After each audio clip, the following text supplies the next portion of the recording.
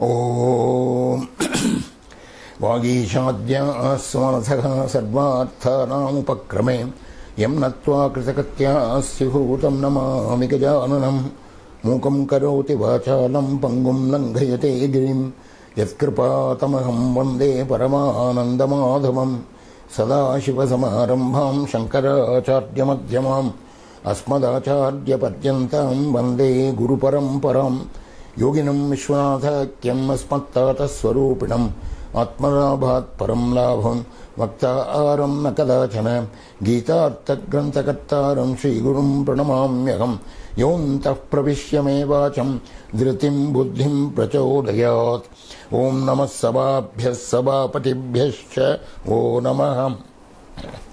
Friends, we are today beginning a new series called Narayaneeyam Shlokas for Prayerful Contemplation. Narayaneeyam is a work of the famous Bhattaji who lived in the 16th and 17th centuries. In the year 1587 CE, he took the paralysis of his own guru on himself, and then to get a release from it, he composed the Narayaneeyam Shlokas in the presence of, before the idol of the Guruvayoorappan idol in Guruvayoor in Kerala, Tamil Nadu. On the 100th day, the Lord presented himself before him, and it was a great occasion when he completed the Narayaneeyam, and he also got cured of the illness. Now there are 1036 Sanskrit verses, beautiful 4-line verses of Bhattaji, who was a great grammarian and great scholar. This has been epitomized, Bhagavatam has been epitomized by Bhattaji in these 1036 verses. It is full of devotion and also philosophy. I have selected 36 shlokas from this for a prayerful contemplation by an Advaitin, an Advaitic seeker. Now, normally, the general understanding is Advaita is a philosophy and Bhakti is a way of life. But having lived with my father for 25-26 years and seeing him practice his own Advaitic understanding in daily life, I know that Advaitic attitude is the way of life. In fact, the expression of true bhakti has to be Advaitic. Swaswarupa anusandhanam bhaktirithyabhidiyate Viveka Chudamani Shloka, which means that contemplative living in one's natural state. Natural state means divine state. That is bhakti. So the 36 shlokas that I have selected have a running thread of Advaita, spirit and bhakti. Bhattaji in fact transforms bhakti into scintillating poetry. His philosophy is a philosophy of Advaita, which is devotional, just like that of Shankara, though Bhattaji has a tinge of Vaishnavism in it. My sequence of 36 shlokas is very subjective. It is purely subjective. I have done, others may not agree with that, but this sequence has helped me realize that this is probably the path to the distant goal of non-dual realization. So let us go to the first shloka now. My first shloka comes from the 100th dashaka. Each dashaka, he has 10 shlokas or more, and this is the 100th shloka, 100th dashaka, 10th shloka, almost the last. Yogindranam twadangeshwadhika sumudhuram muktibhajam nivasam bhaktanam kamamarshadhyutarukisalayam nathate padamulam nityam chittastitam me Pavanapurapate Krishna Karunya Sindho Kritva Nisheshatapam Pradishatu Paramananda Sandoha Lakshmi. Bhattaji shlokas are all rather complicated, so the meaning has to be slowly understood. Keep looking at the shloka there, which is shown to you. I will give you the word by word meaning and then go into the total meaning. Yogindranam, for all great yogis. Tvadangeshu adhikasu madhuram padamulam. Your feet are the most favorable, most liked of all the limbs of the Lord. That is, people like the feet of the Lord. Mukti bhajam nivosaha. Again, padamulam is described. Padamulam means feet, divine feet of the Lord. Mukti bhajam nivasaha. Abode for the emancipated. Mukti bhaja, those who have attained moksha, mukti bhak, right? Nivasaha, abode. Abode for the emancipated. Bhaktanam kamavarsha dyutaru kisalayam. Dyutaru is the celestial tree, kalpaka vriksha. Kisalaya means its sprout. Bhaktanam kamavarsha dyutaru. For the devotees, it fulfills all the desires, just its sprout. It sprouts all the desires for the very asking. Natha, hey Lord, your feet has been described just now. Nityam chittastitam me. Nityam chittastitam me. Ever seated in my heart, in my mind. Chittastitam me nityam. Pavana purapate. Hey, that is, Pavana means wind. Pavanapura means the city of the wind, that is Guruvayoor. Guruvayoor in Tamil or Kerala means Guru. Guru is the Lord Guru Brihaspati and Vayu. These two have created that place, that temple. So sometimes it is called Pavana Purapate, sometimes it is called Guru Pavana Purapate also. So the Lord of Guruvayoor, Krishna, hey Krishna, Karunya Sindho, hey, the ocean of compassion, may your feet be seated in my heart. Nityam chittastitam me. Padamulam. Padamulam was described in the first two lines. Kritva nishesha tapam pradishatu. All my sins, please eradicate all my sins, pradishatu, and then let it give me Paramananda Sandoha Lakshmi.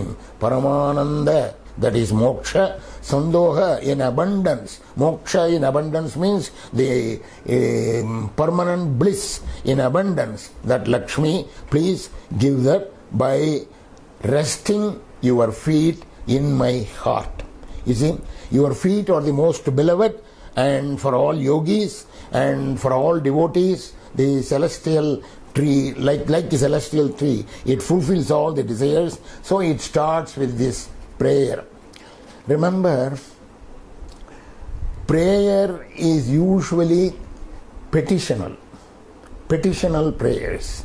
All our prayers, when we go to the Lord or anywhere, all our prayers are petitional. We ask for something and we want that to be immediately given to us.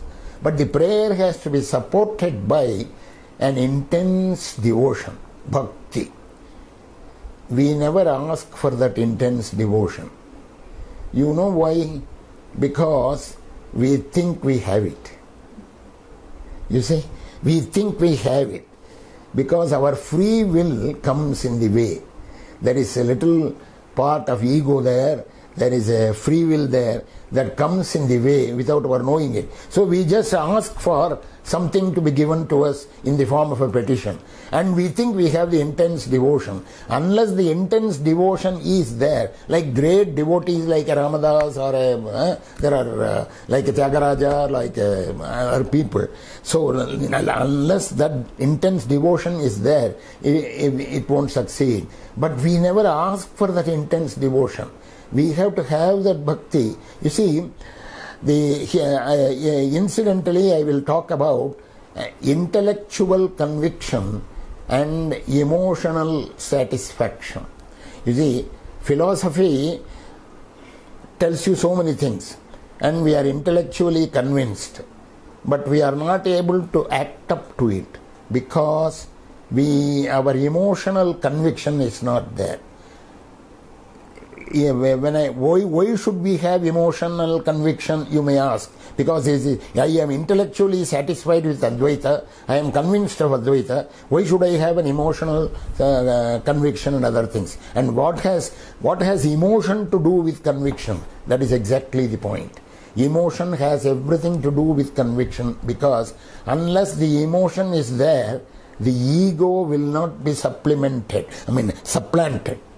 In order to supplant the ego, there must be an emotional conviction. Intellectual conviction will not supplant the ego. You may say, I agree with you, but still let me have my way. That is how people react to whatever they say. Between husband and wife, whenever there is a problem, they will say, I will agree with you, but let me have my way. If a son and a father have the same kind of discussion, and the father will say 100 things, and the son will say, I agree with you, daddy, it's all okay, but let me have my way, he will say. This let me have my way comes because of the free will coming in the way and the ego not being supplanted. The ego has to subside. Then only there will be an emotional conviction. Therefore, I never use the word intellectual conviction. I say intellectual satisfaction should be there and emotional conviction should be there. You must be satisfied with the argument, but you must also be emotionally convinced. So here we are asking for that kind of bhakti. Throughout these 36 shlokas, you will see that we are asking for that bhakti. Because God never grants you that bhakti unless you ask for it with an intense devotion. He doesn't give you that bhakti. So that is the first shloka. Let us go to the second of my selection. It is the 92nd Shatakam, Dashakam, 9th shloka.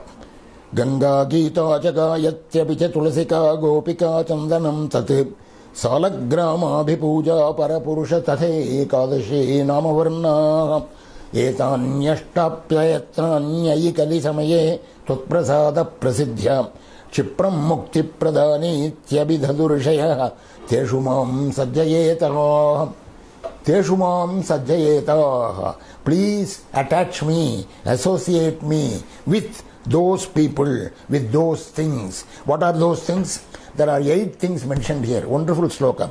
Ganga, Gita, Gayatri, Tulasi, Gopika Chandanam, Salagrama Bhipuja, Ekadashi, Namavarna. Ganga, no translation is necessary. Gita, Gayatri, Tulasika, Tulsi leaves, Tulsi, greatness of Tulsi can be separately talked about, but most of us know it. Gopika Chandanam, the tilaka, the chandana which goes on the forehead, Gopika Chandanam, that Salagrama Bhipuja, I will mention about Salagrama Bhipuja a little later. Salagrama Puja. Parapurusha is an address. O Lord, Parapurusha, Supreme Person. Tatha Ekadashi. Ekadashi is a great vrata, and that is one of it. Namavarna, the Lord's names. The Lord's names. These 8. Etani Ashtani. These 8. Etani Ashtani. Ayatrani, without any other effort. Ayi Kali Samaye. In this Kali age, Prasada Prasidhya, by the grace, by the greatness, by the brightness, by the might of your grace, Prasada Prasidhya, he is addressing the Lord Guruvayoor. Chipram Mukti Pradani, they very soon, Chipram means soon, Mukti Pradani, they give you moksha itself.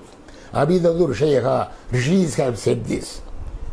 Please attach me to all these 8. Teshumam Sajjayeta. Ganga Gita Chagayatri, Tulasika, Gopika Chandanam, Salagrama Puja, Ekadashi, and reciting of Lord's names. There is a folklore shloka in Sanskrit which is very simple. Ganga Gita Chagayatri Govinde Te Chatushtayam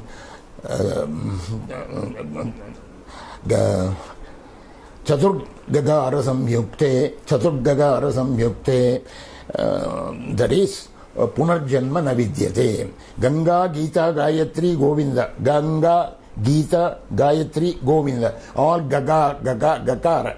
All start with Ga. Right? Chatur Gagara Samyukte. These 4 Gagara Samyukte. When these 4 letters sing things which begin with Ga, when they are with you, Punarjanma Navidyate. You do not have a Punarjanma, it says. Ganga is supposed to be taken on the head, so it is a body. Kayena manasa vacha, they say. Kayena means by body, manasa by mind, vacha by speech. So for the body, Ganga. Gita for the heart, for the mind, right? And Gayatri for to be treasured in the heart, and Govinda in the tongue, vacha. So Ganga Gita Chaga Yatri Govinde Tika Suttayam Chadurgagara Samyukte Punarjanmana Vidyate. Now this is an elaboration of that. That is even a smaller summary of this, but this is an elaboration of that. Here he adds Tulsi, about which we will have a separate session if necessary, but many of you know the meaning of Tulsi and the importance of Tulsi leaves. Gopika Chandanam has been specially mentioned here. Salagrama Puja. What is Salagrama Puja? Salagrama is a kind of stone obtained in the river bed of Gandaki river in the Himalayas. Salagrama represents Vishnu. But later, in the tradition of the Advaitic tradition, in the Shankara tradition, there is a larger version called Panchayatana Puja. Panchayatana Puja has 5 deities represented by certain stones found in the river beds of various places in India. For example, to be precise, the 5 deities are Surya, Shakti, Vishnu, Ganesha and Shiva. These are the 5. Surya, crystal. This is a crystal found in Vallam in Tamil Nadu. Shakti is a stone, Swarnamukhi stone as it's called, found in the bed of the river of that name, Swarnamukhi in Andhra Pradesh. Vishnu is Saligrama, as I told you, in the bed of the Gandaki river in the Himalayas. Ganesha is the Sonabhadra stone found in the bed of the river Son, flowing into the Ganges, somewhere upper reaches of Bihar. And Shiva is the Banalinga found in the Omkara Kundam of the river Narmada near Mandhata island, near in the Vindhya region. So these 5 together are called, they are worshipped, and the worship of these 5 in a very systematic way was first initiated by Adi Shankara, and it is being followed by very orthodox people even now. It has come from generation to generation. So Salagrama Puja is so great. Salagrama is included there. The Vaishnavites particularly, you include only the Salagrama of these, among these 5. Ekadashi and the recitation of the Lord's names. When these 8, they themselves can give you moksha, please attach me, associate me with these 8 things. That is sloka number 2, selection number 2. Selection number 3 goes to 94th Dashaka, sloka number 10. Aikyam te danahoma brataniyama tapas sankhya yogai durapam Twatsange naiva gopya kila sukritikama prapurananda sandram bhakteshvanyeshu bhuyaha subhuyasvapi bahu manushe bhaktimeva tvamasam tanme tvat bhaktimeva dridaya haragadam Krishna vatalayeshe. Vatalayeshe, vata is wind, alayeshe, that, so Guruvayoor Appa, as it is called, Krishna vatalayeshe. he is worshipped as the transcendental supreme. You see, in the story of Prahlada, you would have heard that there are 9 things which are important for bhakti. Of this, Sakhyam and Atma Nivedanam would also come there. I will tell you about it on a later occasion. Here it talks about Sakhyam and Atma Nivedanam. Many of us think that all these things which are listed here are the best approaches to the Lord. What are they? Dana, Homa, Vrata, Niyama, Tapaha, Sankhya, Yoga. So there are 7 things listed here. What are they? Dana, charity; Homa, ritualistic fire, sacrifices like that; Vrata, all sorts of special vratas and austerities; Niyama, control, self-control and other things; Tapaha, penance; Sankhya, philosophical path; Yoga, the yogic path. By these things, Durapam, Aikyam, the oneness with the God is still very difficult. Durapam. Durapam means it is very difficult to get, even by anyone or even by all of them. But Tvat Sangenaiva Gopyakkela Sukrititama Prapur Ananda Sandram. Just by association with you. Tvat Sangenaiva. Hey Lord, Tvat Sangenaiva Gopyaha, the gopis. The gopis, you know, are the greatest devotees. Tvat Sangenaiva Gopyakkela Sukrititama. They have done so much punya. Prapur Ananda Sandram. Ananda Sandram. They went to the bliss, supreme bliss. Sandra means dense, full of. Ananda Sandram. Sandra is a beautiful Sanskrit word. It is an indeclinable word. Sandra means full, full to the brim. Ananda Sandram. They got the aikyam with you. They got the oneness with you. Bhakteshu, Anyeshu, Bhuyasu, Api. There are so many devotees available in the world. But Bahumanushe Bhaktimevat Tvamasam. You, hey Lord, you respect this bhakti, the bhakti of the gopis. You gave it so much importance. Bahumanushe Tvat Tanme Tvat Bhaktime Vadradaya. Therefore, please give me that bhakti, and so that it is firmly deposited in my heart. And of course, Haragada. You see, the Bhattaji, in each of these dashakas, each day, he used to end the last shloka with the further petitional request, saying, please cure my illness. Haragadan. Haragadan. Gada means illness, disease. Haragadan. Krishna Vatalayesha. And of course, on the 100th day, his disease was cured. But anyway, this curing of the disease is a petition which he includes as a last postscript in every one of these dashaka. So, Aikyam te dana homa vrata niyama tapas sankhya yoga durapam. Dana homa vrata niyama tapaha sankhya yoga. All of these are underrated here to the association, your intimate. So there must be an intimate relationship with God.